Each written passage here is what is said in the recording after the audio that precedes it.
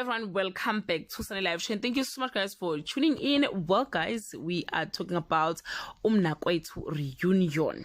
We are back again to isithembu sika MaShamase abamthembisa ukuthi bazomshisa intshebe uma ngabe thatha umfazi wesibili on the previous episode. I still believe guys ukuthi ubaba MaShamase is not strong enough ukuthi angaba nesithembu. Ubukeka umuntu othulayo futhi ongakwazi ukukhuluma, so angazi ukuthi ke angasimela kanjani isithembu sabafazi abakhuluma kangaka, ngoba uMachiliza no MaShamase babuye ngazi ukuthi alifakwa kubona bobabili bayakhuluma kakhulu labo mama laba. MaShamase guys still stand her ground uthi ke she don't want Machiliza in her house, akasifuni isithembu. She advised Machiliza to do something about her life, ayofunda afuna umsebenzi ebese yaphuma ke emadodeni abantu ashadile.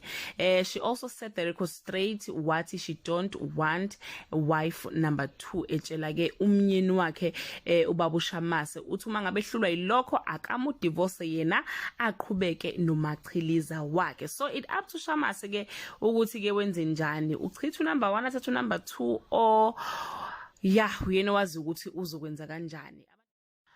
Most people ke guys believe ukuthi umamkhulu une pride futhi ubukela uMachiliza phansi.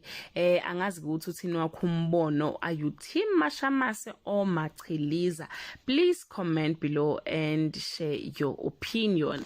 Bye.